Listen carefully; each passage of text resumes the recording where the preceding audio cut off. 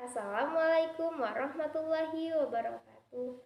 Perkenalkan, nama saya Nurjannah dengan NIM B1B221012. Saya berasal dari program studi Ilmu Politik Fakultas Hukum Universitas Jambi. Baiklah, di sini saya akan menjelaskan dan memaparkan sedikit terkait tentang keterkaitan politik perempuan. Yang mana banyak kita ketahui, banyak sekali pemikiran tentang perempuan dan politik menjadi menarik ketika orang mulai menyadari adanya perbedaan antara seks yang bersifat kodrati dan gender yang dikonstruksi oleh kesepakatan masyarakat. Hubungan gender bersifat sangat politis karena di dalamnya terkandung makna pembagian kekuasaan antara laki-laki dan perempuan. Permasalahan muncul ketika pembagian kekuasaan tersebut dirasakan tidak adil karena memberikan kekuasaan yang sangat besar kepada laki-laki, tetapi sebaliknya hanya memberikan kekuasaan yang amat kecil kepada perempuan. Kepentingan perempuan dalam sistem politik yang didominasi oleh laki-laki, dan meski perempuan telah mempunyai hak yang setara atau dikenal dengan equal right untuk memilih dan dipilih, tidak menjamin kepentingan perempuan diperhatikan dengan baik.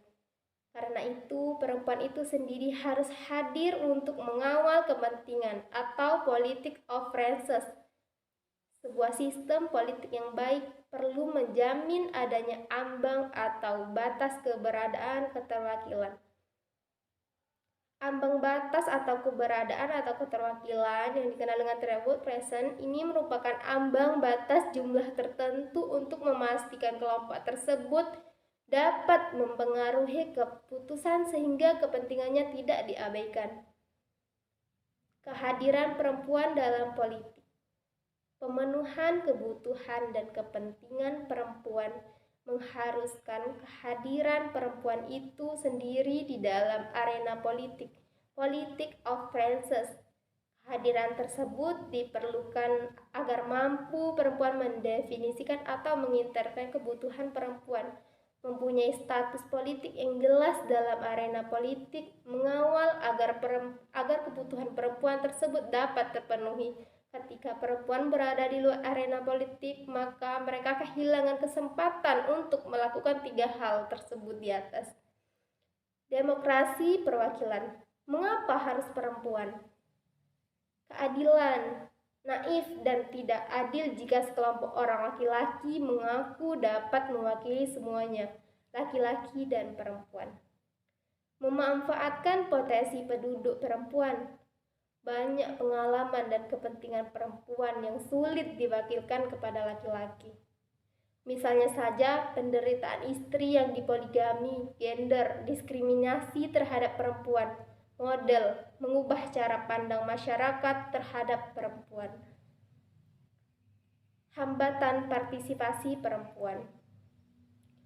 Supply-side, budaya peran, gender, pemisahan peran perempuan antara laki-laki. Minimnya role model, minimnya pengalaman profesional, pendanaan, kampanye, gerakan perempuan, kesadaran dan persatuan perempuan. Dimension, penjaringan balon dalam partai politik atau dikenal dengan pembuatan keputusan dalam partai politik. Nomor urut, sikap elit atau partai, suara terbesar, sikap pemilih. Belum ada budaya kuota gender, ombudsman. Teori demokrasi, teori politik bias gender warga negara pada mulanya warga negara aktif laki-laki. Bagian dari keluarga milik laki-laki yang mewakili keluarga untuk urusan keluar laki-laki. Konsep individu tidak mempedulikan fakta adanya perbedaan antara laki-laki dan perempuan. Pemisahan konsep publik, hal-hal yang penting, privat, hal-hal yang dianggap kurang penting. Yang terkait dengan perempuan cenderung dianggap remeh, tidak penting, tersingkir. Makna politik bagi perempuan. Politik itu sendiri dapat dipahami secara proses pengambilan keputusan yang terjadi di mana saja, kapan saja. Politik berlangsung dalam kehidupan sehari-hari dan juga berlangsung dalam ruang privat atau the person is politik. Bagi perempuan, politik formal dan informal selalu terkait. Misalnya kenaikan harga BBM berpengaruh dalam rumah tangga. Dunia politik sering mengabaikan kebutuhan dan aspirasi perempuan yang dianggap remeh wilayah privat bukan formal. Bisa membawa isu perempuan dalam pengambilan keputusan yang berdampak luas bagi masyarakat. Isu yang berdampak langsung, misalnya kanker payudara, kesehatan reproduksi, kematian, ibu melahirkan, perawatan anak, tenaga kerja, perempuan, dan sebagainya. Isu jangka panjang misalnya kebijakan afirmatif perempuan, ketimbangan keterwakilan politik perempuan, kesetaraan gender, kebijakan sensitif gender. Urgentisitas keterwakilan politik perempuan. Adanya kebutuhan khusus karena situasi khas yang hanya dialami oleh mereka sebagai perempuan. Adanya sebagai fenomena ketidakadilan gender, marginalisasi, subordinasi, stereotipe, kekerasan, double burden.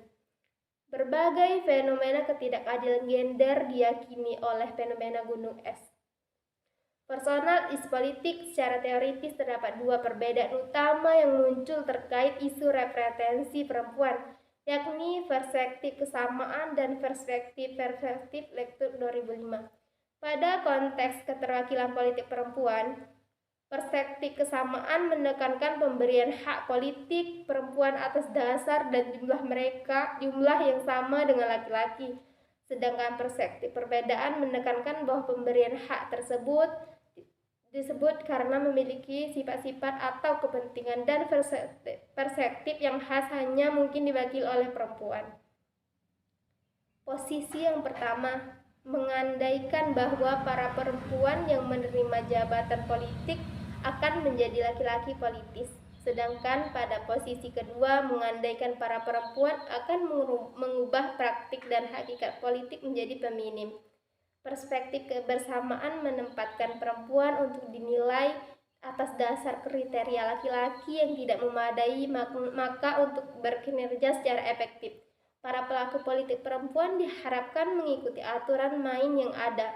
Sebaliknya, pembenaran perbedaan atas keterwakilan perempuan justru mengarahkan perempuan ke dalam kebijakan maupun politik perempuan maternal atau kerap disebut sebagai feminisasi politik. Affirmation action. Apa itu kebijakan afirmasi? Mengasumsi sebuah pengakuan terhadap kesalahan sejarah karena merupakan korban, maka perlu bantuan di masa sekarang agar bisa setara diperuntukkan salah satunya kepada kelompok perempuan. Karena merupakan the silent and thwarted majority, kebijakan afirmasi untuk meningkatkan keterwakilan politik perempuan di Indonesia. Pada UU Pemilu 2003 ketentuan kuota tanpa saksi. Jumlah kursi yang harus ditempati perempuan. Kebijakan kuota minimal 30% perempuan. Angka tersebut adalah angka kritikal mass yang mampu memberikan dampak dan pengaruh dalam proses pengambilan keputusan. Masalah pada Pemilu 2004. Perempuan diletakkan pada nomor urut 1. Selain pemberlakuan sistem kuota, pada Pemilu 2009 juga ditetapkan penggunaan zipper sistem selang-seling yang ditegaskan dalam UU nomor 10 tahun 2008 tentang Pemilu pasal 55 ayat 2 yang berbunyi di dalam daftar calon sebagaimana maksud pada ayat 1, dalam setiap tiga orang bakal calon terdapat sekurang-kurangnya 1 orang perempuan bakal calon. Dalam Pemilu 2009, hasil pemilu menunjukkan peningkatan angka keterwakilan perempuan di DPR RI menjadi 17%. Namun, angka ini masih saja belum memenuhi kuota minimal 30%.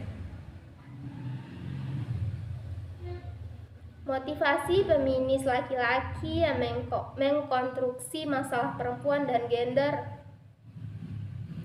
Kategori motivasi proyek, kategori motivasi gender sebatas istilah, kategori motivasi intelektual bourgeois, kategori motivasi empati. Barbara Leslie dalam Handbook of Politic Marketing yang mengungkapkan bahwa perempuan di Amerika lebih menyukai masalah-masalah kesehatan, kriminalitas, dan pendidikan Lindleys 2007. Pada akhirnya, pembedaan antara seks dan gender mencerahi perbedaan antara kepentingan perempuan dan kepentingan laki-laki, karena gender juga mengekspresikan dampak-dampak dari hubungan antara perempuan dan laki-laki dan dari hubungan antar perempuan dan laki-laki. Banyak yang menambahkan bahwa kehadiran perempuan dalam politik akan mengubah praktek dan hakikat politik atau yang bisa disebut dengan feminisasi politik. Kehadiran perempuan dalam politik akan merubah tatanan kehidupan bernegara, tidak hanya karena urgensitas terwakilinya kepentingan perempuan, melainkan juga karena terwakilinya perspektif mereka di dalam proses pembuatan kebijakan publik. Ide keterlibatan perempuan dalam politik kini memang tidak hanya membawa semangat untuk memperjuangkan penyelesaian masalah perempuan, namun juga sekaligus membawa perspektif perempuan ke dalam politik. Masalah dan perspektif perempuan. Masalah perempuan dipertimbangkan sebagai masalah-masalah yang terutama menyentuh perempuan baik atas dasar biologis maupun atas dasar sosial.